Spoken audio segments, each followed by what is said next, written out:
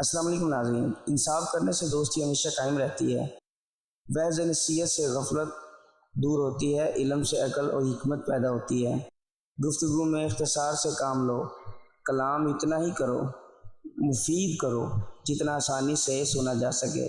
لمبی بات گفتگو کا کچھ حصہ ذہنوں سے ضائع کر دیتی ہے۔ عورت کو جولی میں بٹھا کر جمع کرنے سے 3 فائدے ہوتے ہیں۔ نمبر 1، جمع میں لطف آتا ہے۔ نمبر 2، مردانہ طاقت میں اضافہ ہوتا ہے۔ نمبر 3، خاص اعضاء کی لمبائی میں اضافہ ہوتا ہے۔ زیادہ مزہ اس عورت میں ہوتا ہے جس عورت کے چہرے پر 2 نشانیاں ہوں، یعنی کہ کان موٹے اور ناک پتلا ہو۔ اڑنے کے بجائے جب ہم جھکتے ہیں تب عقل کے زیادہ قریب ہوتے ہیں۔ وہ عورت اپنے مرد کے دل سے اتر جاتی ہے جو اپنے حسن کی نمائش اور دوسرے مردوں کو کروانے لگتی ہے۔ عضو خاص کو لمبا کرنے کے لیے عورت کی چھاتیوں کے درمیان عضو کو بار بار رگڑو۔